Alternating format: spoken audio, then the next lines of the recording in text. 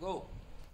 Biye tenenye juin kalo kletan ani woro samba fla ani mugan ani duru foli ani tanuni ambodi an kanbagaw ani an lajɛbagaw bɛɛ lajɛlen ma ni wagati na fɛn fɛn sɔgɔlen do Gani Malen TV la aw bisimila aw ka jamkan mandi kɛnɛ kan espace de vérité tiɲɛ kɛnɛ espace de vérité jamkan ye jamkan kɔnɔna la an bɛ wele bila an ka jamana mɔgɔ hakili juru carilenw ma ka se ka na an ka da don an ka jamana kunnafoniyabaw la fo ka taa se an ka jamana kɔkan kunnafoniyaw ma o la bi espace de vérité kɛnɛ kan an ye wele bila an ka jamana mɔgɔ hakili juru carilenba dɔ ma min ka analysew fanga ka bon kosɛbɛ wa diɲɛ tariku yɛrɛ o dɔnniya caman caman o bɛ a la bi ma welele o ye Tayiruba ye an ye wele bila Tayiruba ma a ka na an ka se ka an da don an ka jamana actualité baw la minnu bɛ tali kɛ kɛrɛnkɛrɛnnenya la an ka jamana lakanako koɲɛw kan a dogolen tɛ maa si la k'a fɔ ko kabini mai kalo laban tɛmɛnen na ka na se an bɛ wagati min na i n'a fɔ ko bi an ka fintigilakaw olu ye wulikajɔw caman kɛ wulikajɔ minnu ni olu sɔrɔla ka kɛ ni binkani walew ye minnu taara jatigɛwale kɛbagaw fɛ ka ɲɛsin an ka jamana marabolo kɔnɔnaw olu caman ma an bɛna an da don an ka fintigilakaw ka exploit la fo ka taa se an ka jamana ni Russie ka coopération militaire ta fanfɛla la an bɛ waati min na i n'a fɔ ko bi Russie ka fintigilaka kulun bɛ an fɛ yan nɔ ni o ye Afrika kɔri o ka lahalayaw ma nin ye an ka bi thème fɔlɔ ye o kɔfɛ an bɛna an da don thème filanan min na o de bɛ tali kɛ Maître Muntaka Tall ni o ye an ka jamana député kɔrɔ ani ministre kɔrɔ ye ale ye laseli dɔ kɛ sibiri tɛmɛnen na ni o bɛnna juin kalo tile 13 ma sanba 2025 laseli in kɔnɔna la Maître Muntaka Tall bɛ a jira k'a fɔ ko ale ma jɛ ni conseil des ministres tɛmɛnen na olu ye projet de loi ta k'a jira k'a fɔ k'u bɛ fɛ ni ka transition charte o révision kɛ révision min u ka laɲini ye ka se ka san 5 o di an ka jamana ɲɛma ma ni o ye général d'armée Assimi Goïta ye san 5 min fana ni dɔ bɛ se ka fara kan ni sɔrɔ u ka laɲini olu ma laɲɛnamaya Muntaka Tall ka laɲini kuma laseli in kɔnɔna la a bɛ a jira k'a fɔ o tɛ ale fɛla ye wa a bɛ tila ka proposition 12 kɛ walasa ko jamana basigi o bɛ se ka sabati cogoya min na an bɛna an da don o koɲɛ ninnu fana na ni ka olu walawala faamuyali caman a bɛ se ka o sɔrɔ cogoya min na o kɔfɛ an bɛ an da don CNT ma olu ye sarakisɛ min voté ka kɛ ni u yɛrɛ ka indemnité n'u ka avantages nasiraw ye an bɛ waati min na i n'a fɔ ko bi CNT ma olu ka indemnité caman bɔr'u la min bɛ tali kɛ ka taa 80,000 fo ka taa se 110,000 ma an bɛna an da don o lahalayaw fana la nafa minnu bɛ a la ani kun minnu y'a to o koɲɛ ninnu fana sera ka sigi sen kan an bɛ waati min na i n'a fɔ ko bi o la walasa ka se ka bi jamukan kuncɛ an bɛna an da don thème ba laban min na o de bɛ tali kɛ Israël ale ni Iran ka kɛlɛ kan dɔgɔkun tɛmɛnen kɔnɔna la o gana kosɛbɛ Israël ale ni Iran ani ɲɔgɔn cɛ kɛlɛkɛminɛ girimanbaw farimanbaw olu caman cira ka bɔ jamana fila ninnu yɔrɔ la ka ɲɛsin ɲɔgɔn ma an bɛna an da don kɛlɛ in yɛrɛ source la parce que kɛlɛ foyi tɛ nɔ k'a bɛ ka kɛ bi ka sɔrɔ ko ju dɔ tɛ a la min bɛ kabini kunu an bɛ an da don histoire la fo ka na se an bɛ wagati min na i n'a fɔ bi ni kɛlɛ in tora sen na a bɛ se ka na ni kɔlɔlɔ minnu ye diɲɛ bɛɛ lajɛlen kɔnɔna la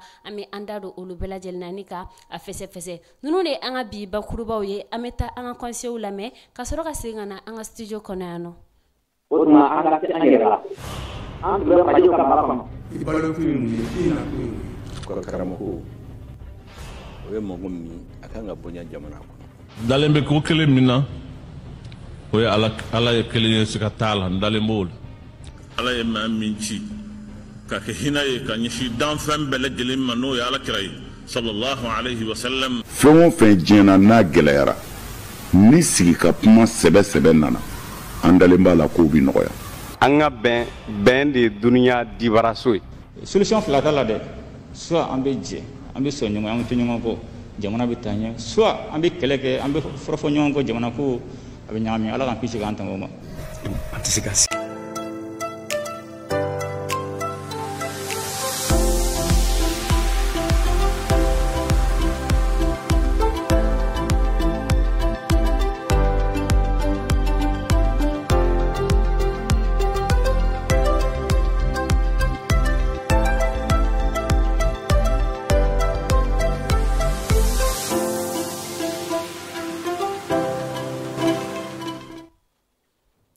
aw bisimila ko kura aka jamkan mandi kɛnɛ kan espace de vérité tiɲɛ kɛnɛ ni ko jamkan espace de vérité i b'a fɔ ko dɛmɛbagajɛkulu o kumu kɔnɔna la an bɛ foli kɛrɛnkɛrɛnnen ta ni ka ɲɛsin an dɛmɛbaw bɛɛ lajɛlen ma produit gadan pdg ba Bamadramera a ka foli bɛ nin kɛnɛ in kɔnɔna la ni ko produit gadan i b'a fɔ nɔnɔmugu gadan ni ko produit gadan i b'a fɔ citron gadan ni ko produit gadan i b'a fɔ tomati gadan ni ko produit gadan i b'a fɔ café gadan fo ka taa se mayonnaise petit matin ma nunu bɛɛ lajɛlen ye gadan ka produit ye an bɛ waati min na i n'a fɔ ko bi produit nunu ye sanbalaɲɔ ye an ka jamana kɔnɔna la o bɛ sɔrɔ jamana sugu bɛɛ lajɛlen kɔnɔna la ni aw ye produit gadan san o bɛ kɛ sabu ye ni ka anw dɛmɛ an ka baara la ka sabu kɛ a PDG Bamadramera o ye an ka sponsor officiel ye produit gadan folen kɔfɛ an bɛ foli kɛrɛnkɛrɛnnen ta ni ka ɲɛsin boisson pro max ma boisson pro max ye boisson énergétique ye n'i y'a min a bɛ i fari foni k'i galabu kɛnɛya ko hali courage tɛ na sɛlɛ bɛna kan ka baaraw kɛ n'i ye boisson pro max kelen sɔrɔ k'a min ka ban ɲɛtugu ni yɛlɛn cɛ i bɛ ka baaraw bɛɛ lajɛlen kɛ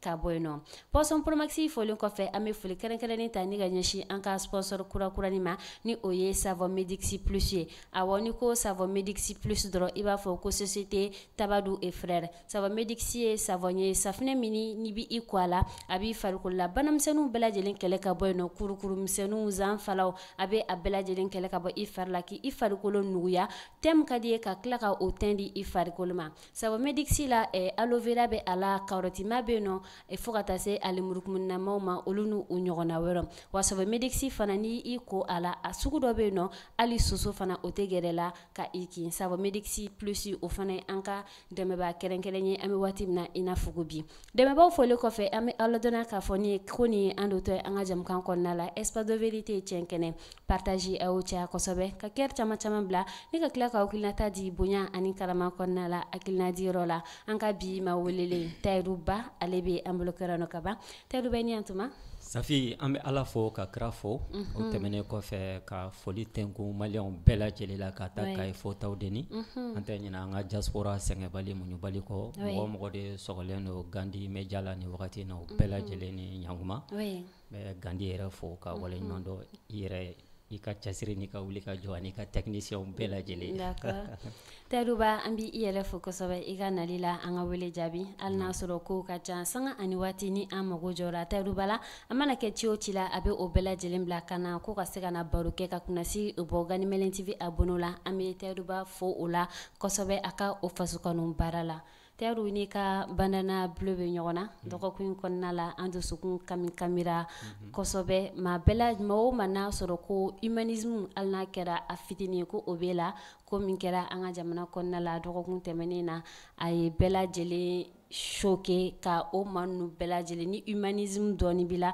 ni ka tila ka bɔ fo i sɔnna ni o ye an ka rappeur denmisɛnnin ni o ye Lord Machiavelli ni bɛɛ lajɛlen bɛ a dɔn fana Zula ale ka fagali ye d'une manière barbare a yɛrɛ ka sigira kɛrɛfɛla la ni o ye Asi Kɔnɛ Tayiru bɛ se ka i ka sentiment ɲɛfɔ an ɲɛna ka kɛ ni Lord Machiavelli ka saya ye Safi i b'a kalama ne yɛrɛ ye a découverte kɛ à travers cette tragédie nin ye fitina ni balaw de ye quoi nin ye tamasire yira de ye non seulement ka sin Mali jeunesse ma mais en même temps ka sin Mali ma quoi et pourquoi parce que n'i y'a jateminɛ circonstance mun kɛra ni a fatura o kɔnɔna na c'est une tragédie et il y a un intellectuel qui dit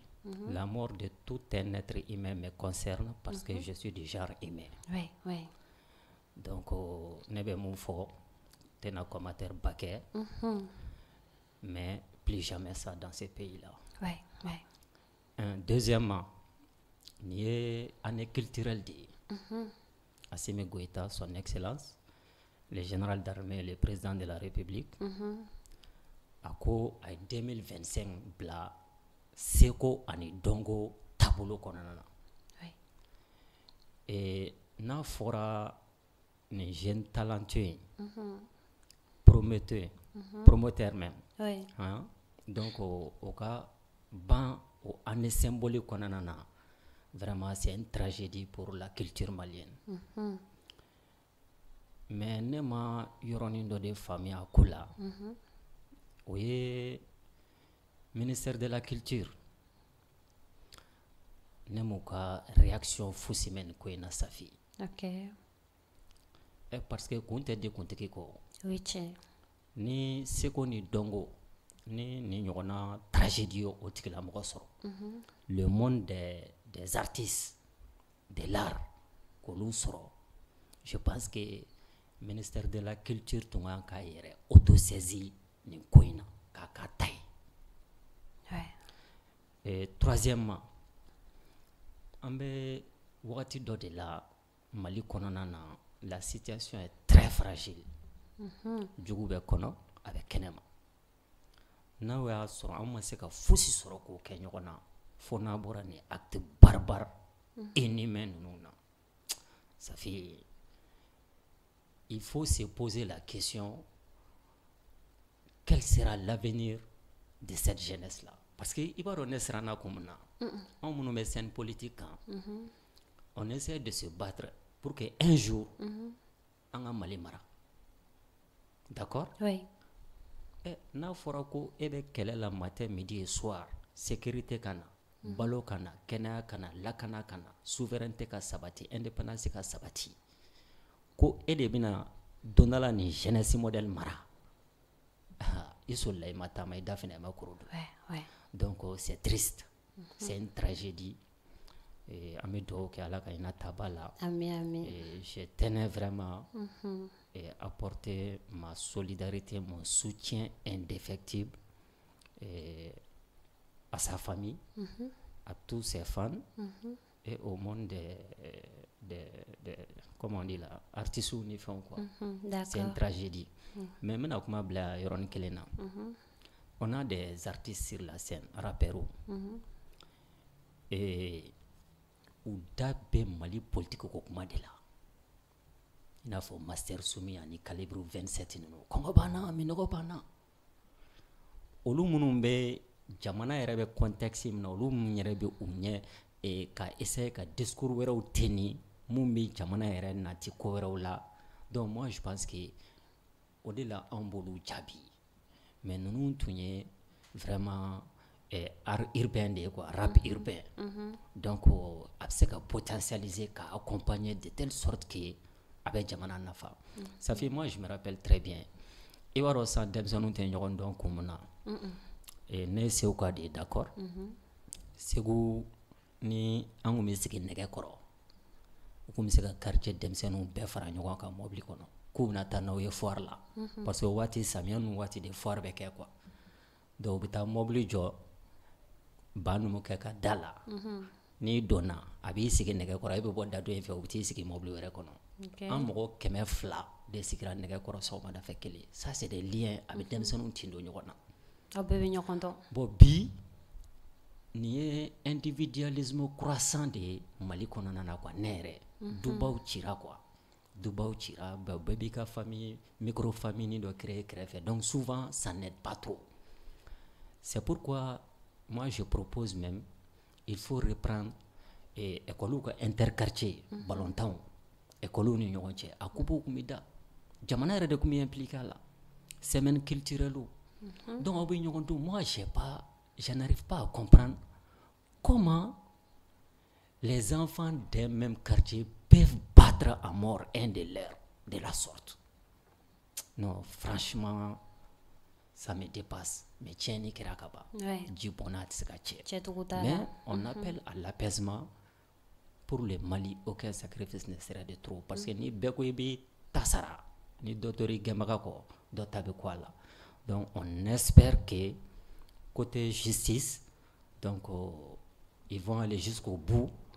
Côté humain aussi. Donc Aminya Chukamna. Mali basegeli cadre qu'on a n'angatano et quoi. Voilà les deux mots que je tenais à dire. Ok, merci beaucoup Tairouba. Ya fachugamna amido udike alaka hine lorla ka adoro sumaya ka yunseama niyanye shini Ganimelen TV ka siège la yano jamkambe ambuloni oye jamkande divertissement ni abewele ko village des jeunes. Shini émission ye spéciale hommage à Lord Makavilier. Mounoumé jamkando uba donc a foko et public bi sigana. Donc shini kadi munu ye kana jamukan lajɛ a kanya jigiya k'a fɔ ou bien an y'a kanu k'a fɔ munu bena a lajɛ u ka u bila fini bleu la ou sinon ni badana bleu b'i bolo dɔrɔn i ka o ta i bolo ka se ka na jamukan lajɛ wari tɛ sara pour que ka don carte ko t'a la fosi tɛ a la juste i ka fini bleu don ou sinon banana bleu o ka k'i bolo tayiruba an bɛ don an ka bi jamukan kɔnɔna la espace de vérité tiɲɛ kɛnɛ introduction na n y'a ɲɛfɔ an bɛna an da don babu minnu na an ka baba fɔlɔ o de bɛ tali kɛ an ka jamana la kana ko koɲɛw kan kabini mɛ kalo tile 30 tɛmɛnen na kana se an bɛ wagati min na i n'a fɔ bi an ka fintigilakaw cɛsirilen don kosɛbɛ wulikajɔw bonyanen don kosɛbɛ pour que ka se ka jamana fantan naani bɛɛ lajɛlen lakana ka jamana kɔnɔdenw n'u bolofɛnw lakana an ye k'a fɔ ni waati laban ninnu kɔnɔna la binkani walew caman taara ne ka ɲɛsin an ka jamana marabolow caman ma pour que ka se ka an ka jamana yɛrɛ a déstabiliser cogoya min na maaw bɛ k'u yɛrɛ ɲininka pourquoi ni wagati ne la binkani wale ninnu caman taara ne ka ɲɛsin an ka jamana ma an bɛ an sinsin o kan n'o tɛ AES jamanaw ma kɛrɛnkɛrɛnnenya la Tayiru bɛ se ka explication jumɛn de fɔ an ɲɛna pour que a ka se ka faamuya k'a fɔ mun de la binkani wale ninnu cayara kɛrɛnkɛrɛnnenya la ni wagati ninnu kɔnɔna la seliba ɲɛkɔrɔla la ka na se fo sisan ma. D'accord. Et Safi, c'est très important parce que f'i ka kɛlɛ yɛrɛ de sugu dɔn quoi. Oui. Parce que an bɛ kɛlɛ min na mɔgɔ caman t'a dɔn an bɛ kɛlɛ modèle min na bi Mali kɔnɔna na.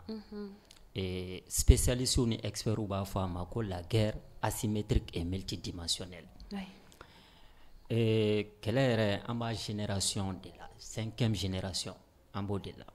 Parce que n'i ye kɛlɛ yɛrɛ étudier de manière historique Safi i bɛna mun ye i b'a ye k'a fɔ fɔlɔ depuis adamadenw ma nɛgɛw ni fɛnw découverte kɛ donc kun bɛ kɛlɛ kɛ ni mun ye o tɛ to fanga ya ka ba masara ka sɔ sarada donc a b'a observer peut-être bere ni gabakuruw la première génération de la guerre depuis la nuit des temps.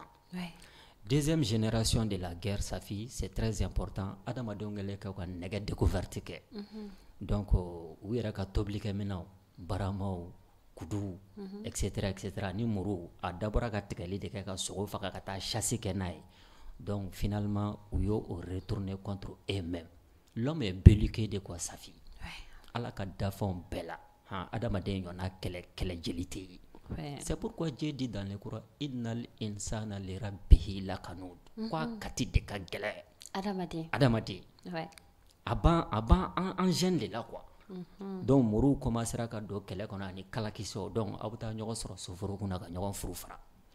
Deuxième génération de la guerre.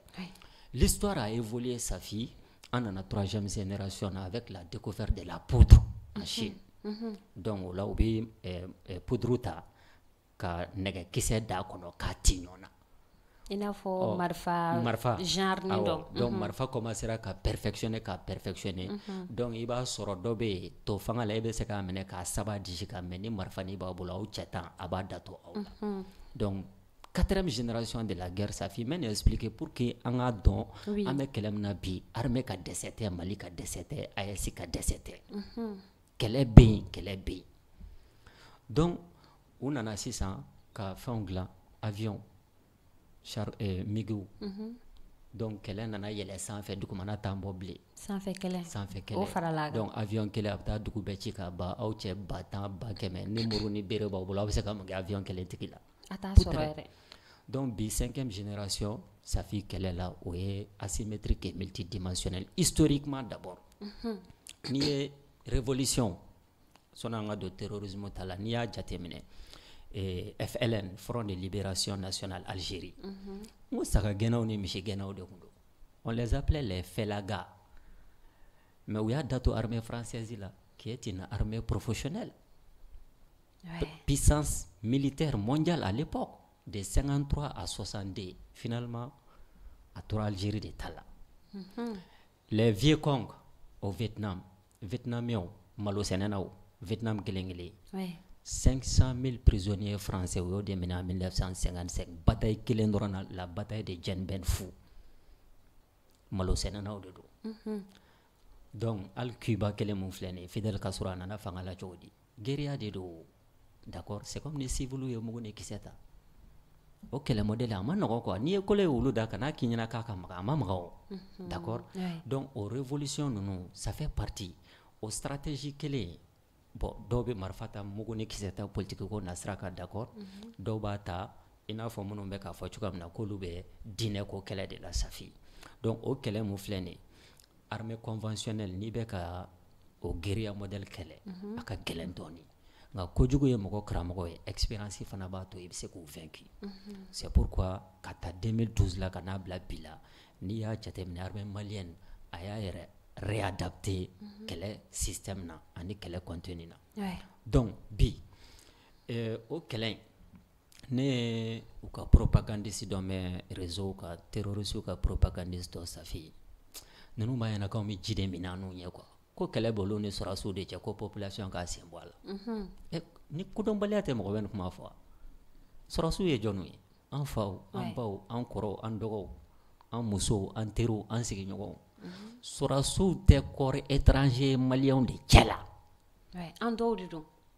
Mais an fana an baw n'an kɔrɔ n'an dɔgɔninw tɛ yan ne taar'i sigi propagande terrorisme la k'a fɔ ko wayi population an ni aw tɛ an ni sɔrɔsiw de don. Ça c'est une stratégie encore de communication des propagandistes terroristes pour que ka population an ka méfier sɔrɔsiw la. Sɔrɔsiw dun bɛ jɔn ka baara la. N'i ko sɔrɔsi kɛ dɔ fa tɛ a dɔ kɔrɔ tɛ dɔ tɛgɛ tɛ n'i ko gendarme kɛ o kelen tɛ n'i ko police kɛ o kelen tɛ n'i ko sapeur pompier o kelen tɛ Safi bɛna parenthèse dɔ dayɛlɛ hali ne b'a kuma mɛn an ka Mali politicien dɔw da ni soi-disant opposant dɔw pour la démocratie u b'a fɔ k'olu bɛ armée malienne soutenir minnu bɛ terrain kan comme k'olu tɛ Assimi ni Sadio ni Moro Kone ni Wage ni Malick Diaw ninnu soutenir kodɔnbaliya de ye dibi ye Safi.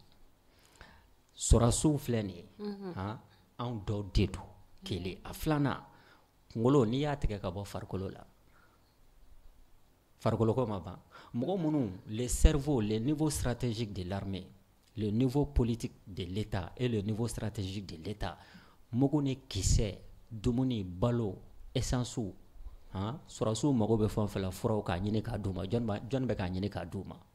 N'i y'a ye e bɛ waso ni cɛdenw ye terrain kan k'olu bɛ k'u jija ça veut dire que dɔw de bɛ ka planifier ka wari ɲini ka mugu ni kisɛ san ka d'u ma. U tɛ se ka bɔ ɲɔgɔn na. I tɛ se k'u bɔ ɲɔgɔn na o n'o y'a sɔrɔ i ta ye Mali ko ye dɛ. Donc c'est pour te dire que nin kɛlɛ ninnu armée malienne kɔsani in na an ye partenaire stratégique minnu kɛ an'u yɛrɛ ye kɛlɛ taabolo faamuyali cogoya minnu kɛ c'est pourquoi terroristes filɛ nin ye sigiyɔrɔ t'u la o dagayɔrɔ t'u la les gens disent embargo banque embargo banque mais guerre de do c'est une guerre asymétrique et multidimensionnelle. Qui sont les acteurs en face? D'abord armée malienne o ye acteurs ye anw b'o de reconnu armée malienne ye mɔgɔw de ye cɛw ni musow maliyɛnw na anw ye yamaruya di minnu ma u ka banfula dɔ ka kulusi dɔ ka samara dɔ ka guloki dɔ ka mugu ni kisɛ san ka d'u ma maliyɛnw ka impôt la Safi u ka Mali territoire les biens et les populations k'olu défend. O kɔfɛ ni maa maa ye hali biki kala ta maliyɛnw kama i kan ka kɛlɛ de. Donc ceux qui sont en face donc u bɛ terrorisme de la u bɛ guérilla de la la politique de la terre brûlée. D'accord, donc souvent a kɛlɛ ma nɔgɔ. C'est pourquoi i tɛ dugu kelen yira. D'accord, m'a fɔ gɛlɛyaw tɛ yɔrɔ la dɛ insécurité tɛ yɔrɔ la dɛ i tɛ dugu kelen yira Mali commune 773. D'accord, si ma mémoire est bonne i t'a commune kelen yira ko terroristes kɛmɛ ka occuper indéfiniment y en a pas du tout a tɛ. O kɔrɔ an ka dugukolo bɛ an ni ka yamaruya kɔnɔna la. Mali sibiri ɲɛ kelen a tɛ terroristes bolo mais u bɛ Mali kɔnɔ u bɛ Sahel kɔnɔ dagayɔrɔ t'u la sigiyɔrɔ t'u la u bɛ va et vient na Safi. Suyɛnni kɛlɛ a ma nɔgɔn même waraba mun filɛ nin ye u t'a fɔ ko le roi de la forêt ni balila la cogoya dɔ la a bɛ jigɛ bidɔn na o waraba kelen kelen ni balila la ka wa Safi a wuli ka boli n'a bolila a bɛ tila ka segin ka n'a lajɛ de jumɛn in ye ne jatigɛ.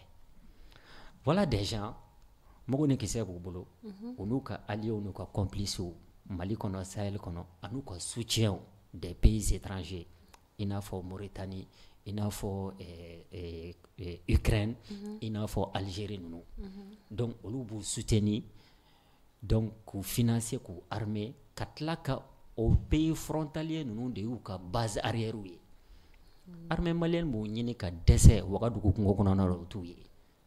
Ils vont aller se réfugier à Mauritanie ou dans Mauritanie d'accord, Donc nous on a attaqué ka ubita Mauritanie, nous on a attaqué ka ubita Fena Algérie et ainsi de suite. Donc du coup droit de pourchasser ti Mali armée bolo o coopération ti Mali armée ni Mauritanie tché. Ni terroristes attaqué ka de Mauritanie à 1 mètre. L'armée malienne n'a pas le droit qu'à t'en faire.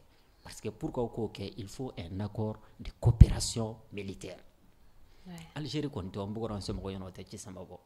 Donc au vague nunu de be do Mali kono kata attaque ke ka srada mo ko nye misri teto église teto muso teto demsen teto foro teto bakan teto. D'accord? Donc voilà où nous en sommes. Mais ni wati labanta nu teru yala objectif kerenkereni do tume ni wati laban binka ni wale chali banu nawa. Non, ni wati laban inteo. Ni ye ni famia dron kele reta bolo mo expliquer ça. Ni yo famia. Maintenant ka foka juguyara ni wati na ama juguyara ni wati na o fenteo. Ni kele tabolo famia ka cause famia ka objectif famia. Donc maintenant si ça on be armée malienne de soutenir à juguyara o Amadarao ku kele fokata ban définitivement dans notre espace AES. Voilà l'objectif. Maintenant ka fixation que il faut avec a jugo clé flena, ça c'est faire même souvent la communication indirecte de ces terroristes là. Pourquoi? C'est pourquoi quand tu regardes les médias occidentaux, France 24, TV5, RFI, systématiquement, d'accord, ni à code nyagarawati munade et ils montent au créneau. D'accord? Ani page wara muno ka font partager. Il y a des gens par exemple politique kala nasraka, ils sont opposés à la transition. Mais ils célèbrent la victoire de ces terroristes là sur les femmes wa ke chokodi. Ubi bofolo alaga keta alaga asuma d'accord, mais ni attaquer ni kera ya fait. Et de là ka page officielle et terroriste au boulot. Il y en a pas. Mais mon sur ni sur Facebook. D'ailleurs, c'est pourquoi les réseaux sociaux, TikTok, Facebook, Twitter, groupe WhatsApp, nous flânés. Nous analysons de manière très profonde. Il va y avoir ou bel c'est le terrorisme, c'est facile à comprendre. Parce que Mark Zuckerberg détaille Facebook, ni tara gorjigani ni Facebook ou bika page supprimée. D'accord? Mais terroristes ou beaucoup communiquer que Xika ou bla Facebook ou bla groupe WhatsApp kono Facebook tiginya ba bela. Mais des fois nous on tient des propos ou ba fako c'est des propos haineux ou bika page restreint. Alors que terroristes betle ka communiquer que ni plateforme non ka. On va servir là ka nga cause défend tukamna. Les mêmes personnes là mon be ka djien dominer peut-être Iran ni Israël ka phénomène là. Donc quelque part ou be c'est une propagande là directement et indirectement pour ces terroristes là. Sinon en réalité Mark Zuckerberg par exemple Facebook, Twitter tigi, d'accord, et WhatsApp tigi, TikTok tigi, d'accord, ou bien des messages non ka algorithme créé tout ce qui est en rapport avec la propagande terroriste ka bela jele bloqué automatiquement. Mais pourquoi ils ne le font pas? Faut se poser la question. Donc bi armée malienne baka communiquer que en même temps on va na munya famia kata anga famel ka amanga hakila foka fraka pour que anga boa konana. Et moi je suis sûr que Mali bi bon problème on a essayer boa konana parce que nanta damne dodo o de laita bando do fon fait damne na nyana be ba mbe kakumani jamana de quoi. C'est un phénomène nouveau à peine 10 ans. Anna germera doni depuis 2003 ka do sara kono don mais aka jugu ya rama ka à partir de 2012.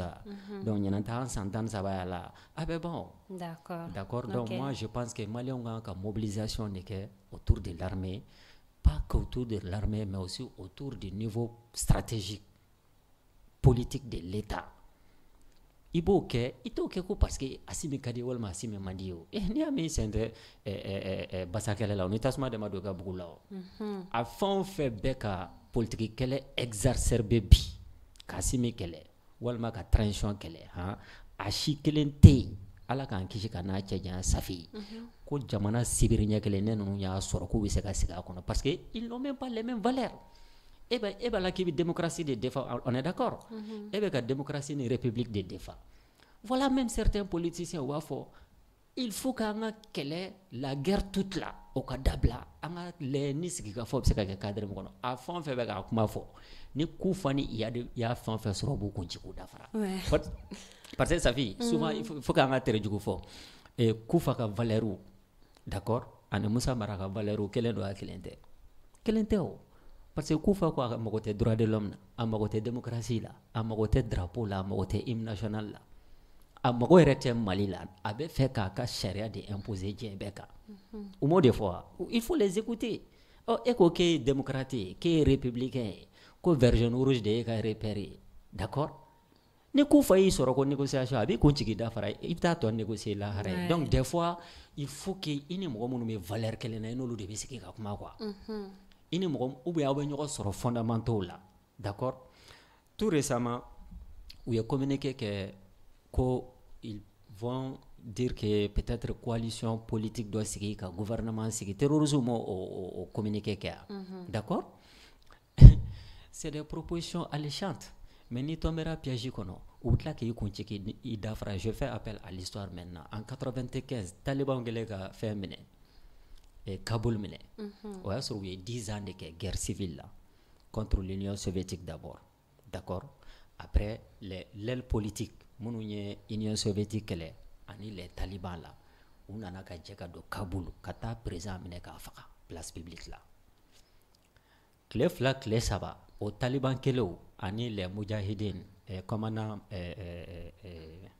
comment il s'appelle là les lions de Panchir u karila ɲɔgɔn na u y'olu gɛn ka bɔ yen taliban ye jamana mara fo ka taa 2001 ta kɛ en ce qui nous concerne ça fait 2012-2011 MNLA mɔgɔw ni terroristes ma taa fara ɲɔgɔn kan ka Kidal minɛ ka Gao minɛ ka Tombouctou minɛ u bɛn'a la wa n'u yɛrɛ tilala ka ɲɔgɔn bunte yen fo MNLA mɔgɔw bolila ka taa Burkina donc si les terroristes nous disent aujourd'hui k'olu bɛ fɛ politiquement maa b'i yɛrɛ y'u ka cadre kɔnɔ n'u ka jɛ n'i taara o la maa min fa y'i yɛrɛ faga donc Mali de ye avenir ye donc c'est une guerre multidimensionnelle asymétrique force occulte baden b'a kɔnɔna na même les FLA par exemple d'accord Ukraine de bɛ drone d'u ma autant bɛ armement fɛn o fɛn di Ukraine ma u b'a jaga dɔɔni ta k'a di FLA ma prétextant que u bɛna taa Russie affaiblie dans les Sahel d'accord donc voilà kɛlɛ mun don n'i m'a ɲɛdɔn i tɛ se k'i yɛrɛ bɔ a kɔnɔ parce que n'i y'a ye halisa mɔgɔ ninnu jɔlen don minɛnw b'u bolo o b'a jira déjà diɲɛ ma la k'a fɔ mɔgɔ b'u kɔ mun bɛ ka u fournir armement ta fanfɛla la hali wari ko ninnu niveau la a bɛɛ lajɛlen de bɛ d'u ma Safi a bɛɛ lajɛlen essence bɛ d'u ma fura bɛ d'u ma wari bɛ d'u ma mugu ni kisɛ bɛ d'u ma d'accord mais kɛlɛ mun don Mali armée monnaie dalen don a la a mɛnna jana a bɛ ban parce que l'avenir c'est les Maliens o ye tiɲɛ an ka ɲɛmaw ye fɛɛrɛw camanw sigi sen kan pour que lakana ni basigi bɛ se ka sabati cogoya min na an ka jamana kɔnɔna la o fɛɛrɛ ninnu na bolodi ɲɔgɔnmaw fana bɛ olu la kɛrɛnkɛrɛnnenya la an bɛna an sinsin an ni Russie ka bolodi ɲɔgɔnma coopération militaire o koɲɛw kan an y'a ye Russie ka kɛlɛkɛcɛ kulu dɔ ni o bɛ wele ko Africa Corps olu sera an ka jamana kɔnɔ pour que ka se ka kɛ an ka fintigiw kɛrɛfɛ ka se ka ɲɛfɔli dɔw k'u ye ani ka se ka kɛlɛkɛminɛn dɔw labaara cogoyaw u bɛ se ka olu kɛ ɲɔgɔn fɛ cogoya min na Tayɛriba bɛ se ka ɲɛfɔli jumɛn k'an ye Africa Corps ko in kan parce que a kuma cayara kabini a fɔra ko olu bɛ nalen maa dɔw ye a jira k'a fɔ ko instituteur militaire Russie fɔlɔ minnu tun bɛ an fɛ yen nɔ ni u ye tɔgɔ caman da olu la Wagner ko bɛ a la ko n'i y'a ye olu taara sisan nɔ olu ka mission banna ko nin ye mission suguya wɛrɛ fana o daminɛtɔ e bɛ se ka ɲɛfɔli jumɛn k'an ye pour que a ka se ka faamuya Africa Corps yɛrɛ ye kɛlɛkɛcɛ sugu jumɛnw de ani u ka nali nafa bɛ se ka kɛ jumɛn ni jumɛnw ye an ka jamana kan Safi indépendance ni souveraineté kɔrɔ Jakumani sago b'a ka nɔnɔ na kɔrɔ dɔrɔn de y'o ye indépendance ni souveraineté kɔrɔ fila t'a la Jakumani sago b'a ka nɔnɔ na on a répété 1000 fois le Mali appartient aux Maliens. C'est comme le général américain Langley mun ko ko Burkina sanu ibe Burkina sanu tara Burkina be ko kungola o mun be sema américain di boro jan jatemne bali donc souveraineté et indépendance n'a b'i bolo il va exercer pleinement et à tous les niveaux sauf ni kera valet d'accord maintenant Mali ka politique défensive à terme n'a kadanye mba mbarakili fo an bɛ taa sɛtanɛ nɔfɛ ka na u tɛna taa Faransi u tɛna taa Amérique u tɛna taa Chine u tɛna taa Inde u bɛna Mali kɔnɔ de Mali de m'o wele donc an ka bɔ débat yɛrɛ la k'a fɔ Africa Corps dɛ tout ça là c'est la diversion n'a ka di Mali an bɛ taa jinɛ contingent recruter ka na si nécessaire ka Mali défend ni maa min ye ingérence k'o la i tunna an ka souveraineté n'an ka indépendance la i ni jaabi mun ka kan o bɛ da i tulo kan a kalamani a bɛ da i tɛgɛ voilà des donneurs de leçons éternelles société militaire ou paramilitaire a ka ca diɲɛ yɔrɔ minnu na Russie tɛ o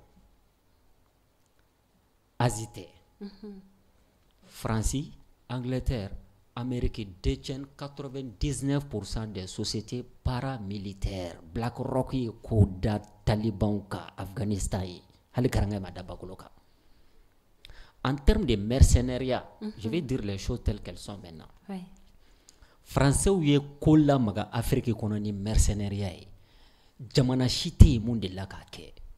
Bob Denard tiwa. Bob Denard Français ka mercenaire de kundo la DGC française o de kuma armée ka financer Afrique président mono no ma mena France ka damadala ou be Bob Denard bla apti kunchiki dafara le président de Comore présent Abdallah Bob Denard de a faka palais kono ka coup d'état kala Cotonou kelengelem fle Bénin en 76 mado 75 match keroku Bénin capitale Cotonou mercenaires y'a attaqué français ka mercenaires de Bob Denard au français kelen d'accord ou y'u ɲɛ ci débarquement portugais ka contre Sékou Touré guerre de Biafra la Bob Denard de kun y'a alimentaire principal ye donc n'olu nana bi résident Wagner de Africa Corps tout ça c'est les éléments du langage il faut même pas qu'il y ait un dolu ka débat kɔnɔna na quoi même moi personnellement Mali b'a fɔ ça c'est la ligne officielle. Le gouvernement malien a ma deli k'a fɔ mɔgɔ si ɲɛna ko Wagner bɛ Mali kɔnɔ. Accord de défense o de bɛ Mali ni Russie cɛ i n'a fɔ a tun bɛ an ni Faransi cɛ cogoya min na. O accord de défense in kɔnɔna na donc assistance technique b'a la formation b'a la instruction b'a la dans tous les domaines militaires. Donc dire que Africa Corps nana o kuma cayara minnu y'a kuma caya ala ka fiɲɛ k'u yɛlɛn ka so ye n'a ka d'an ye an bɛ taa sɛtanɛ nɔfɛ ka na pour défendre le Mali o de kan ka f'u ɲɛna o de kan ka f'u ɲɛna mercenaires tɛ dɛ n'an ye mɛlɛkɛw sɔrɔ an b'u wele ka n'an dɛmɛ ni kɛlɛ ye Mali sago b'a yɛrɛ la Mali sago b'a yɛrɛ la parce que tu ne verras nulle part au monde i bɛ nin ye Afrique dɔrɔn de ye Africains yɛrɛ ka souveraineté exerceli kɔnɔna na n'u ka indépendance exercer kɔnɔna na aw taara karisa nɔfɛ les sociétés paramilitaires là, d'accord, les sales boulots de l'armée américaine, Syrie, Irak, Libye kelengelena, d'accord, ou donc un État, d'accord, n'a pas de sentiment, n'a pas d'émotion. Moi mon kadanye bi parce que bana ba onde dala koy ni ya yan sera ya ngo kungo de manye derrière au John Dabeni kuma nabi le Mali est souverain indépendant. Donc, Africa Corps, l'autre là-haut, d'accord, et au-delà, Mali, ni Maman Kadanya, on a des partenariats sur le plan diplomatique, défense et développement. D'accord. C'est aussi simple que ça. Conformément à l'article 34 de la Constitution, on est écoqueti yere au kono. Konte mugudu ate tente nyana. Nte konata ansnamso te konata. Et dimi ba on de ga on be la mea. D'accord. Famille caman sɔrɔ u kɔrɔ fɔ ninnu na tɛruba an bɛ taa ɲɛfɛ ka sabu kɛ bi thème olu ka can kosɛbɛ an bɛ an da don an ka bi thème filanan ni o bɛ tali kɛ maître Muntaka Tall ale ye proposition dɔw kɛ an y'a ye conseil des ministres tɛmɛnen ni o kɛra araba tɛmɛnen na conseil des ministres la gouvernement ye projet de loi dɔ ta ka kɛ ni transition charte et révision koɲɛw ye pour que ka se ka san 5 o di an ka jamana ɲɛmaa ma ni o ye général d'armée Assimi Goïta an b'a ye k'a fɔ ka kɛ ni o laɲini de ye maître Muntaka Tall ni o ye an ka jamana député kɔrɔ dɔ ye an ka ministre kɔrɔ fana don ale bɔra ni ka laseli dɔw kɛ a ka bɔlɔsiraw kan a ka laseli kɔnɔna la a ye a jira k'a fɔ ko min ye ni ka san 5 o di jamana ɲɛma ma ko o de ale fɛla ye sani an ka da don a ye proposition minnu kɛ kelen kelen ko san 5 ko tɛ ale fɛla ye Tayiruba yɛrɛ ka yeta ye jumɛn ye o koɲɛ la ka san 5 di an ka jamana ɲɛma ma san 5 min ni dɔ bɛ se ka fara kan c'est-à-dire 5 ans renouvelable. Ne ka position o dɔnnen don ka kɔrɔ parce que an tɛ maako kɛlɛ la an tɛ président ko kɛlɛ la an tɛ ministre ko kɛlɛ la an tɛ CNT ko kɛlɛ la très important kurukɔnɔ mɔgɔ bɛ sago ye batigɛ ko ɲuman ye n'i ye Mali ta k'a lajɛ bi maa b'i yɛrɛ kalama dɔɔni o tɛ problème i kana k'i yɛrɛ kalama maliyɛnw hinɛ miskala zarati n'a bɛ dusukun na e tɛ wuli bi ko changement de régime ko de bɛ kɛ ka priorité walasa k'an bɔ nin kɔnɔ c'est pas possible i bɛ ko wɛrɛ ɲɛni de la mun tɛ Mali ko ye donc san 5 san 10 jamana mara la mɔgɔw b'a lié u ka individu de la 10 ans dans la vie d'une nation ça fait c'est un battement de cils pango kelen ni ɲɛwawa de do parce qu'on construit un pays sur la durée mais ni ko 10 ans Tayiruba ka vie la Safi ka vie la ani mɔgɔ minnu bɛ k'a fɔ san 10 san 5 10 ans ka ca anw ka vie la mais on tɛ enjeu nin kɔnɔna na o Mali de ye enjeu ye les hommes passent le Mali reste donc moi j'ai pas de problème avec le temps d'accord premier élément deuxième élément a fɛn o fɛn b'a fɔ ko san 5 ka ca parce que u ɲɛ bɛ Asimi ka individu de la mais n'i y'a f'u ɲɛna sisan ni Asimi bɔra yen Tayiruba bɛ na u b'a fɔ ko petu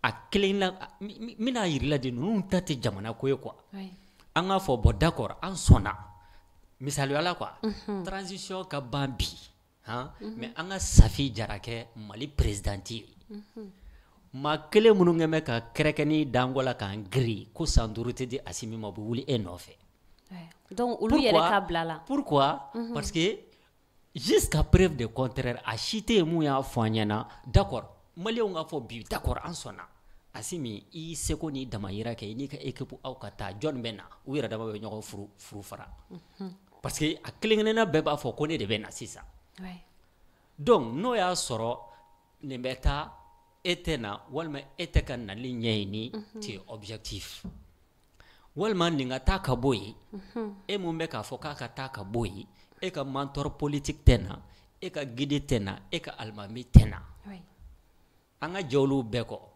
u b'a fɔ ko petu c'est pour te dire que ils sont dans l'instrumentalisation politique l'article 190 de la constitution charia b'a yamaruya ko yanni parce que u bɛ k'a fɔ ko constitution moi je suis pas un juriste hein, d'accord je suis pas un spécialiste mais j'ai pris des petites informations à la matière ko constitution B charte de la transition B les deux nous ye ɲɔgɔn sɔrɔ baara bɛ kɛ ni charte de mesure transitoire 190 de la constitution du 23 juillet 2023 donc fo ka taa président kura sigi par élection o ka serment prêté ni constitution ani charte ye ɲɔgɔn sɔrɔ d'accord baara bɛ kɛ ni charte de c'est pourquoi la charte de la transition avait modifié bien avait modifié cogo di sur proposition des conseils des ministres à la CNT Nyamake l'organe législatif dans cette affaire là n'olu y'a rejeté a fɔra a banna n'olu y'a validé a fɔra a banna donc n y'o de fɔ le fétichisme des lois article 1 kota article 2 kota constitution kota les mêmes personnes a kelen tɛ yen mun bɛ se ka leçon di maliyɛnw ma sariya bato la i filɛ ka mun tɔgɔ fɔ sisan d'accord 92 coup d'état kɛla tɛ wa n'i ye tɛgɛrɛ fɔ coup d'état ye coup d'état kɛla su ka fisa n'i ye o n k'olu de ye pinɛ jeni Bamakɔ ya 92 moi j'ai écouté un discours de Moussa Traoré c'était le 25 ou le 24 mars 91 u ye fɛn o fɛn laɲini démocratie multipartisme n sɔnna le 28 mars parti ka congrès bɛ kɛ an b'a valider légalement et légitimement o ye ɲɔ suru su fɛ o bɛ fɔ don mun na o y'a sɔrɔ ale yɛrɛ bolilen don ka taa Dakar sa fagali fɛn o fɛn kɛra 92 a m'ale sɔrɔ Mali kɔnɔ yan coup d'état qu'elle est de aéroport de la spécifiquement à Cana. 2012 au mouvement Kopam na kumeta américain ke no kasora sous soutenu alene Moussa Marano 2020 bugoran se mo nyona te ci sama ba ambe mo o ri kona yala ke am assemblée tia abala parce que ni désobéissance civile signée safi katla ka bo ka fo ka jim ala ka nyuma bo kasola enfant fait sigile no ni balko ina am bela jele jama kando on appelle ça association des malfaiteurs. Aïta assemblée mene, aïta ORT mene, aïta cité administratif mene. Mao ma sigi mening balcoin sans faire bella jele se mala antunya fantasien yi. Gaba kurufli ni penejini non fait. Donc voilà des gens charia bu bolo de naba arrangé domuna. Oui. Mieux que ça. Et 2021 canable 2024 là. Plus précisément, je crois 2024, je crois. Je crois que avec un ministre de gouvernement, non. Bakar Kamiango avec un ministre de l'habitat et de l'urbanisme là. Oyo luka ministre de gouvernement transition kele inkono. Owati Sanduru ko kuma te fo anga tanae do ereko on va faire 10 ans ici.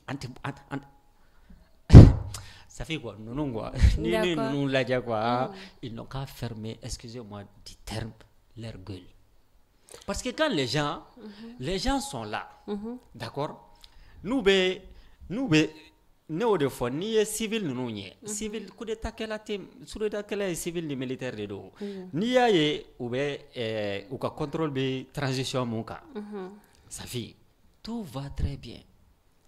Une fois qu'on a contrôle de transition cadre qu'elle est faribida. Donc, comme a une proposition tan flala, ako ko miato ka kuma temena saka bosoro la. O munye ke miato ete boko formali onyana.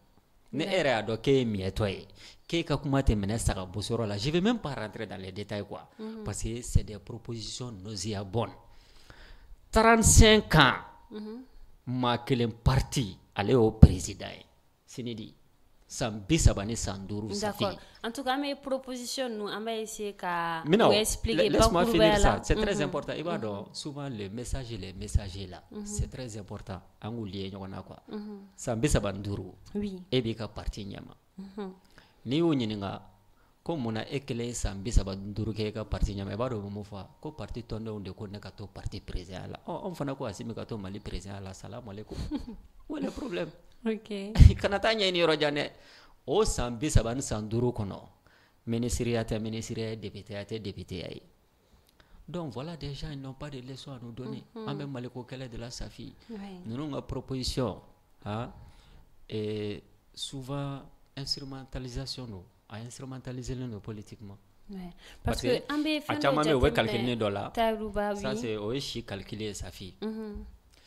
Parce que lui il fait a chamanga familiali la fone de kake président ou ka carrière politique professionnelle belle jeli planifier no wala ça ka sanctionner ni président di oh mamunu wolo la soudanais odo malien tede abbe soudanais ni mama e foka digilanda la sanduru kacha santanga cha ne monte soudanais ne mon be ka kuma fo ba soro be ka soudanais do de deme. Pourquoi? Parce que à Chamambe Sambi Olonfla Magena. Donc, ni 100 ans faraloka, Olubu Yere, moi je suis exclu. Madala Nemeshi sera à son niveau, au calcul ou Chama. Donc, il résume, il ramène les pays à leur individu.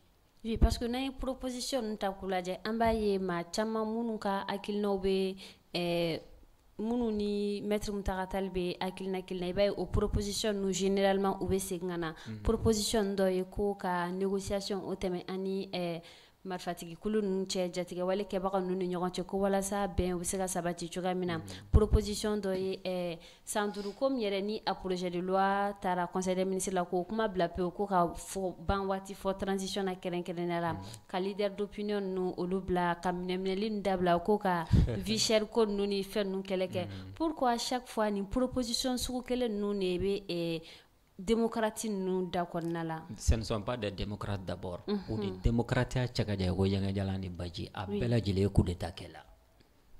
C'est des loups déguisés en berger. Démocratie est guessée de ou va instrumentaliser ou ira de ronika intérêt comme Safi. Safi, il faut que mon fils ça quoi qu'à négocier ni terroristes ou ne o de fo ni mama ya kuma fa yo chikata kufa fe na nyana masigira ni flade yoro reka fa man ton tigarila aba daka kantika il faut que je dise les choses quoi parce que na ta mu fo kufa kufa be la mer mais akera ben atine malikono akera sanduru ko nyi o yu ka keleke bere de wala saka politique keleke ka fanga nyini sinon je pense que l'accord d'Alger avait dénoncé Domuna Kaboakono, mettre tal to me gouvernement now. Ngai tagarafo. M5 man communiqué ke ka nyenawa. M5 yere communiqué ke ka déclaration ke. D'accord? Oui. À l'époque quand on a bo accord d'Alger là. Nebe a do lu marché ke boulevard là quand on a bo CDAO là tara déclaration de Choguel ma sur le premier ministre Tiawangalo. A wati Choguel ko ka ma se folo. Ama fo kangata dondoni a do ko kanga bo sefala de toute façon où y a déclaration que ton tokola ou be a signé ka valider kanga accord d'Alger anga bois kono a communiqué be M5 yake o wati ngo mettre tal ko M5 leader do il a validé donc bi nous nana sisa mun de be sena enjeu be sena fango de don Safi nous nga dernier souci o de kanani ben mali kono ou que dernier souci ou démocratie démenide ou beau instrumentaliser politiquement ka fanga de nyini mo munu menena ko ko lu bla barka bo te kade Safi o mo menena bidea o lu to me mini rare munu nye mo munu menena ka beaucoup défend publiquement avant aujourd'hui donc mo munu menena ou kana lu ko ka keleke bere parce que oui comme ka souffrance ko instrumentaliser qui ka intérêt politique défend a fond fait kasola amatu chela na bora mo kele fla d'accord mo ben no muso no de no balma o kera mo nyebe ko ba don malgré que yo combat o mene yo fait ben le cerveau tene kasola maître tal de la kata boya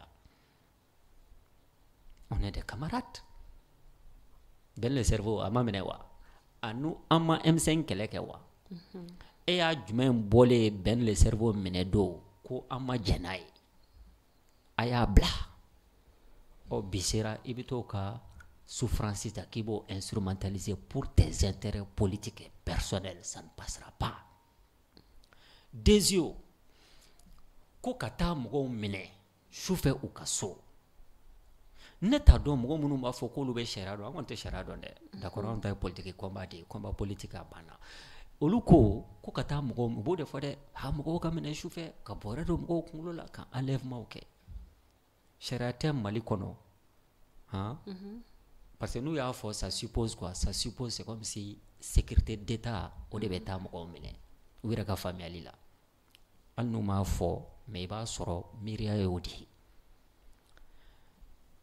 ñoo de fo mo kata agence nationale de la sécurité d'état ANSA hein ordonnance du 15 octobre 2020 ou kata ñini ka kala matin mali kono koni minena ñajugo ñanyuma ko sharia soso do ate klegan fo chou fo docteur solo école solo e musokoro e don koro dibilo klelo sankoro klekoro safi ni minena sécurité d'état fait sharia soso tal il n'en rendra compte de rendre à personne à part le président ou mali service bé ou ya marele do ka do be kono kata investigation ke dans tous les domaines donc yo famia ni ko inakaba munu ba fo ko mo ka meneni ba fla be do ngolola o ye ka instrumentaliser pour mener des combats politiques hali munu me kasola ha ou mo tolula donc anga bo ni débat nu konana na déjà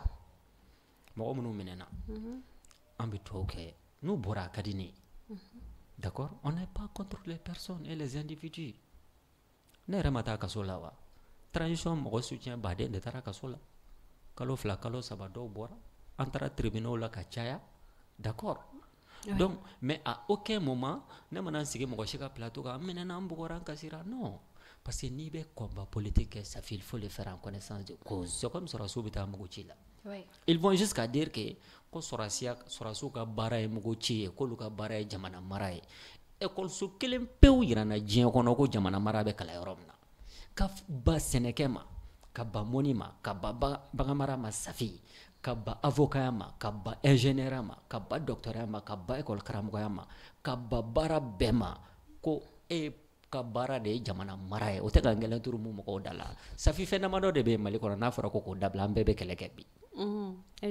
jagokɛ an bɛ sa ɲɔgɔn na de mɔnikɛ an bɛ sa ɲɔgɔn na baganmara an bɛ sa ɲɔgɔn na e b'i ka baara la en tant que journaliste ko Safi a ye journalistiya dabila Mali kɔnɔ d'accord an bɛ sa ɲɔgɔn na soudeur menuisier jagomisɛnninw salontigiw n'a fɔra ko k'olu jɔ bi an tɛ hali une seconde kɛ transition nɔfɛ an bɛ farikura da sisan pourquoi parce que o de ye valeur ajoutée ka dɔrɔmɛ kɛ 2 ye n'a fɔra k'i ka politique baara ɲɔngiri tile 2 yanni an ka ɲɛ sɔrɔ ji ɲuman jɔlen la politique baara surtout ça crée pas la richesse ça crée pas la valeur ajoutée il y a une vie avant la politique il y a une vie après la politique d'accord donc voilà des gens ils sont dans l'instrumentalisation sur la forme mais le fond du débat même o ye u ka fanga ɲini kɛlɛ dɔrɔn de hali maliyɛnw ka problème ko kisɛ kelen t'a la donc an t'u lamɛn ko ye an bɛ mun dɔn bi gɛlɛya bɛ Mali kɔnɔ pourquoi hali o gɛlɛya explication b'a la o les gens refusent de voir la réalité kɔngɔ b'an na minɔgɔ b'an na kuran ka gɛlɛ ji ka gɛlɛ wari tɛ ka sɔrɔ wari bɛ sɔrɔ cogo di garibu filennin de tun b'an bolo fi sabililayi arabuw da la fi sabililayi nazaraw da la Mali kɛlen don batɛmɛ sira ye garibu faama ne ko don min na k'e bɔra garibu faamaya la il y aura des difficultés maintenant ni i b'o o kɛlɛ ninnu kɛ i bɛ cause de défend hali u b'a fɔ ko wariw bɛ ka détourner mais soyons sérieux Safi ni maa ye Mali infran dun a mɛnna a janyana i b'a fɔ non parce que nin transition in ye corruption kɛlɛ à tel point que j'ai même peur pour certains d'entre eux n'u bɔra fanga la pourquoi parce que prescription t'a ko la bilen fo n'i sara dɛ ni e ye sonyɛni kɛ k'i bɛ fanga la fanga dun filɛ nin ye i bɛ dondon b'a la bɔdon b'a la a mɛnna a janyana tu vas répondre de tes actes ce jour-là c'est Taïrouba qui sera là pour répondre à ta place c'est Safi qui sera là pour répondre à ta place donc ni mun bɛ ka dun o k'a dun mais i b'a ye i ɲɛna i b'a fɔ non mieux que ça agence nationale de recouvrement des biens mal acquis fɔlɔfɔlɔ i tun bɛ minɛ ka t'i datugu kaso la i bɛ bɔ i n'i ka miliyariw i y'a faamuya k'o bɔra a la a loi votera a bɛ minɛ i la donc ni mun ɲɛ i dogo dibi la tabali jukɔrɔ ka maliyɛnw ka nafolo dun n t'a kalama n sen t'a la n bolo t'a la i bɛ fanga la bi anw tɛ k'i ka individu défend an bɛ ka Mali de défend n'i ye fanga bila don o don i kelen bɛ taa jaabili kɛ mɔgɔ jeninen kan o ka diya bɛɛ ma donc du coup an bɛ causes ani fonds de sauvegarder ninnu bɛ ka surfer sur la surface ka voyager ni maliyɛnw ka esprit ye d'accord donc il est temps que an ka dɔn quel est notre combat et comment la stratégie mener pour arriver à bon port o dɔrɔn de don. Ok. Taïrouba sani an ka da don Iran ni Israël ka kɛlɛ la teliyara an bɛ ɲɛfɔli fitinin kɛ CNTMAw ye sarakisɛ min voté ka kɛ ni u yɛrɛ ka indemnité n'u ka avantage k'o ye parce que kuma kun cayara waati tɛmɛnenw na ko ka dɔ bɔ CNTMAw ka avantage la u ka indemnité n'u ka fɛnw na k'a ye k'a fɔ nin waati in yɛrɛ la ko CNT yɛrɛ ye sariya ta ka se ka o loi o voté k'a fɔ ko ka dɔ bɔ olu ka indemnité n'u ka avantage la Taïrouba bɛ o ko ye cogoya jumɛn na Safi a ɲɛna c'est Malik Diaw kan ka fɔ o la parce que vaut mieux tard que jamais souvent ko dɔw bɛ yen n'a bɛ jamana kɔnɔ n'a ma faamuya n'i y'a bila kuma na o b'i ka faso de ɲuman de yira o kɔrɔ tɛ i tɛ ka insister et persister. Mais avec Jamana ka dépassé de Kofo, c'est un vieux débat. La transition ne fait pas l'exception. 92, Alpha Omar Konane Nani, Akaposa on est beaucoup là. Dépassou, état ka dépassou, abe mobili sana, abe fini sana, abe samara sana, ay safarnou sanga di député ma, ay topo dépassou là. Mon tumbo coulé là de 92 à 2002 ça fait. Olu nani atete no ka vague konanana. Olu yo do fara dépassou ka do fara moblu ka do fara fini sanga ka do fara sabara sanga. Do fana wule olu no fe. Atete na ka jamakulu, ay do bona fulu la. Dépassou ka cha état sengenendo, malien sengenendo. Allah fanga do luma 2013 olu yo ko dang al garanga mo dabba ko loka. Donc c'est un vieux débat. Ni bar a problème posé, il t'a posé quoi parce que il y a terme de boba fama ko la mobilité sociale ça fait. Même une transition qui a sababa ça fait que V8 dans soro. Moi j'applaudis. O mobilité sociale dit. Même une transition qui a sababa yayi misali ala que du soro. J'applaudis, c'est la mobilité sociale. Kake sabu chuka jumena ka opportunité uda yele e mana opportunité soro transition qu'on a en tant que Safiatou Jara ka mobile soro pour moi o te ko baye o mobilité sociale de ibora moto la yele la mobile la ni du soro keleno la mobilité sociale ibara kan abe jamana stimuler donner quoi ka abe jamana stimuler chogodi iba soro e fana fleni ibe fasoko kelela ibe combat chama mene ala ka ke ka poste do soro sisa a poste avantage ni e a soro e kelenteo poste ni a forma individu ni être collectif ikero de sisa donc iba soro bo chama fana be keleke e no fe donc e herani mon soro i ka poste kama a clayoro be cha e bolu fe itu balo de itu dege jaga dona de ibu dege jaga mena de la oui ola oui bien c'est comme ça que ça se passe oui. C'est comme ça que ça se passe ibu dege jaga mena na ola abena jamana stimuler doni ani jamana ere soro ani ka jamana dépense bon yona c'est deux choses ou bolé no nyon fait mais on mana choko tekeli donc nyabo dorani la ha u ka fe u de u ka samara u de c'est débat de caniveau mo biti sigi choko di ka ministre ka do fini kay bo tako état ka dépense li ola kati sigi mo ka fini aka samara ani mobile ni mumba bolo peu importe et bi siko ta choko di ko débat me ramener dans un débat économique de plus de 3000 milliards de francs CFA ananga sanu nanga ressources naturelles kebeta doka banflani doka sabarata. Ça, c'est le débat de caniveau. Mais Allah kera tento, il y a exemple me dit, est-ce qu'il n'est pas temps que Arafamia, parce que ni be poste de responsabilité sur dola, il y a jamana imaginer, ministre kala benganya, mobile nyumon kakugul, est-ce que yoron dola ote jamana fana? N'arrêtez fait qu'à doit débat la parce qu'il va de jamana mon kona mobo sikika nyonga samarani nyonga bloqué ni nyonga mobile la jako lié jamana ka développement social et économique là. Amadam ne follow quoi. C'est triste. Donc, c'est un thème qu'on a dépensé. N'était comment au cas 400 000 au bora. Mais État a dépensé. Mambrou betala. Voilà. Donc, État ou a réforme baoké. Halibi pour que l'avenir là, Mali État a dépensé. D'accord. A réformer, a glanka de telle sorte que tieni chamambe obsèque job. Moi, je suis pour ça. Donc, ni CNT coup d'envoi dit, c'est une bonne initiative. D'accord. Amou bela jele fo là, ka Malik Diaw fo parce qu'il va kalama Malik Diaw be barade là quoi. Nous des fois les assimi les Malik Diaw là. Dieu parle mais il ne bavarde pas. Politiciens non, ils bavardent mais ils parlent pas. C'est pourquoi ça fait j'ai dit mieux vaut mourir avec un militaire que de survivre avec un politicien. Parce que c'est quoi? Ini moko munun jera sampi saba chako jugo moko karam ko ide coup d'état ni do be ketro pivu kala wara wala fla élection que les mêmes personnes ils reviennent encore am tlaka botu ko ni pipi am coup d'état ke amana to ni kala wara ante bela c'était jamana joye d'accord même à votre transition fait be kaide mais moi je pense que il faut défendre la cause, le fond. Mon me surfer sur la surface ni instrumentalisation politique ça fait à chamamé non ha. Nous les Maliens sera na foni bakorani kalfa surukuma.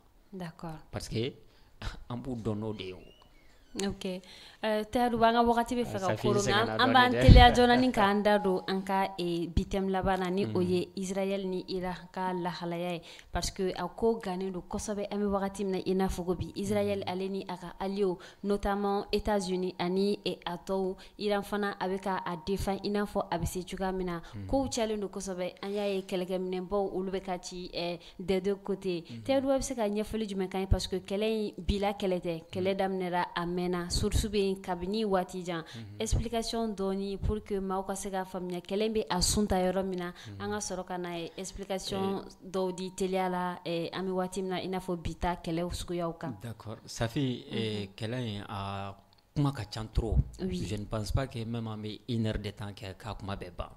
Mais moi on yere intéressé mouye parce que na on yanda do ni kuma nununa Russie ka kuma Ukraine ka kuma Iran ka kuma obe mu fo Ote jorani Mali a beta dado fo wara ka kuma na ça veut dire qu'il m'a fou famille jenta bolola ouais Mali ni Iran de allié Iran ni Russie de allié iba kalama guerre mo be Ukraine Russie tchabi le principal fournisseur de drones à la Russie c'est l'Iran.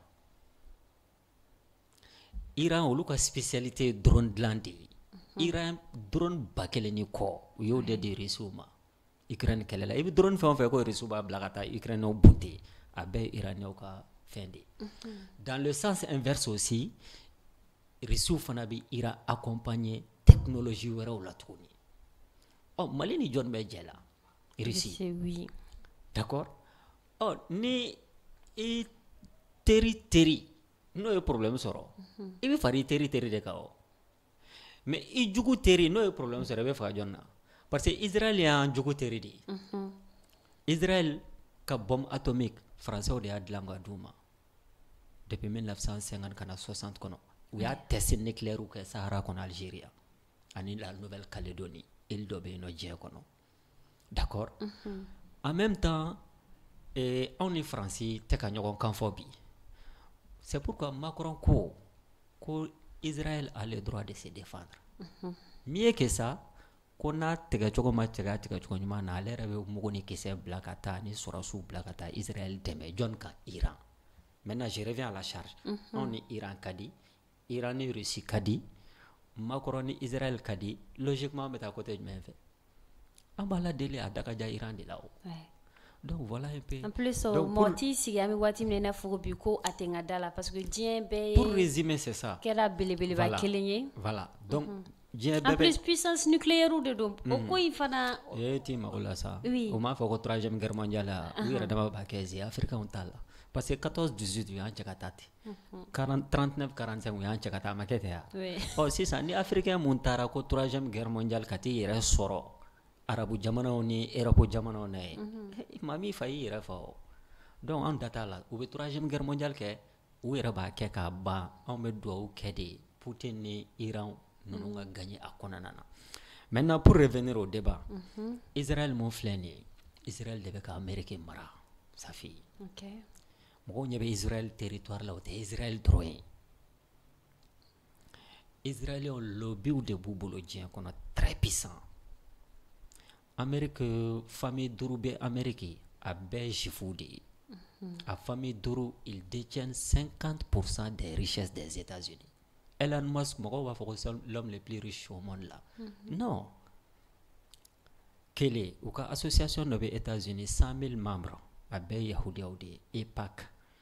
Il était député américain, il était maire président Kerebete qui nous masqué ka foka ben do kanu yonja parce que leur démocratie c'est le pouvoir de l'argent.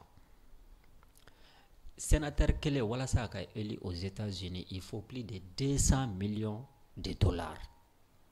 Amérique présidentielle montemena il y a 14 milliards de dollars dans là. La main qui donne c'est la main qui gouverne. Je fous de ba warti. Au lobby Kelly mbolo français à travers CRIF. Un lobby très puissant. Il était président français. Ni CRIF mo ko masiki ka foke. Sarkozy beti, Hollande beti, Macron beti. Donc, oui, bien occidentaux ka système économique où il y a infiltré à tel point que leur démocratie c'est le pouvoir de l'argent. Donc maintenant Trump ou Macron nous sommes acteurs de sur la scène, mais les vrais acteurs qui sont derrière ça c'est les banques où il y a John Tay. Je fous. D'accord.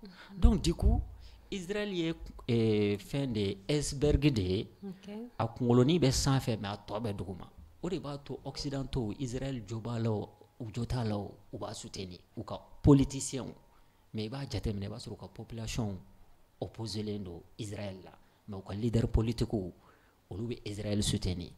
C'est comme Afrique en France à un moment donné population te France ka politique fait depuis Moro Kawati Moussa Kawati Mali modèle malien citoyen lambda atete Kawati Alpha Kawati Beka Kawati mais do mona nunu nye courage politique soro ka boka France affronter en bema faruka wa donc européen nga population majoritairement ou te Israël fait mais souvent jamana dem na fonna mo la sogode mo ko beka jamana maro de se ka mo guider ko orienter donc les leaders politiques Amérique Europe Israël on ngema ko seredi.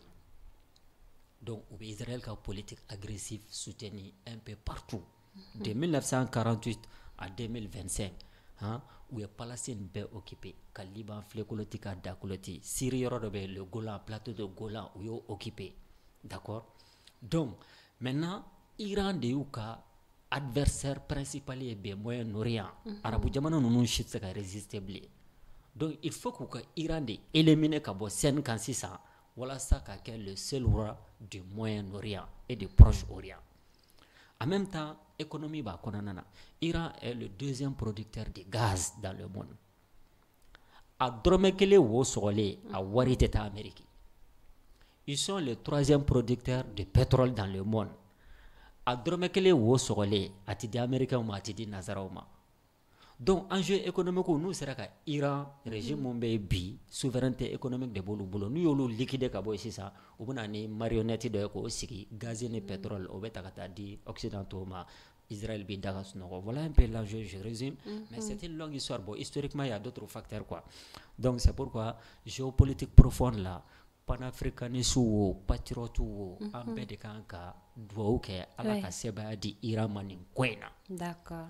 Ok, je pense que Dona Nataula, Anna Sigi, Alisa, Kaseka, Yafotugamna, histoire Konoka Dunkosove, Kaseka, Wala Kanya, pour que Moko Sega a contour Bella Jelin Cerne, Kuma Kuncha Kuma Jumembolo Teruba, Ani Folika Labon. Ça fait un faut qui va mando donc il ka chesreni ka bulga jola mais technicien faux et j'étais à faire un petit témoignage un dernier témoignage aussi et à travers mon frère Gandhi malien Mamadou Sidibé oui wat ndolanye monindo fois maniera ka pagika bon vraiment c'était pas intentionnel parce que Gandhi fleni Gandhi ni sabe sega segi dinga kono ka moya kya quoi et tu comprends que c'est choco ba fa kulo ka ja mais malgré que des fois tenyo fama menyo famia ama del ka plateau traîner corna il m'invite quand il veut donc ni fana fotinu nga wati muna je pouvais le faire mais j'attendais l'occasion parce que kuma bena fodo no fait mana ka rodo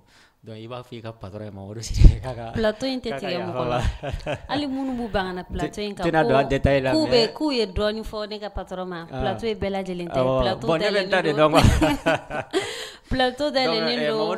Oui. D'accord.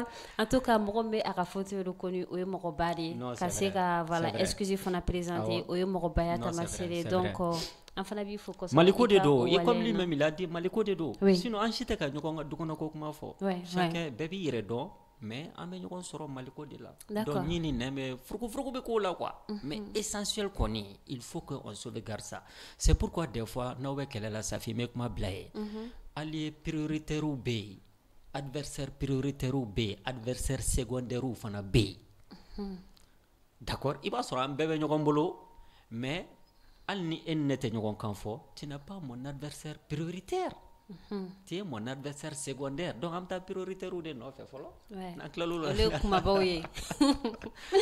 Merci beaucoup. Teruba mi fo koso. Merci pour l'invitation. Ika nalila anga plateau kan anika ni wala li ko iman bela jelena amba jiga ka fo ko mawye family chaman soro anka e bibabun kan ankmana bi temba mun kan olude anka fintikila ko be ka sebe aba soro mun ke e kele dagawla fo kata se ani rusika buldi nyogoma kele ko domaine o nasirama ankmana sentiment olu shada kise min vote ka keni u ka indemnité nu ka avantage ko nasirawe Israel ni Iran ka kele fo kata se maître mutagatal ale proposition mun ke ka keni jamana maratogo konyoye amuni direct sui ka partager lu ke ka commenter lu ke foli bilebelebe awte ko fe munu mina kla ka do ka jam ke naje ambe o bela jelin fo aw ni ci aka kluma jola ama fonyana ko aw kambe sigi nyoko werema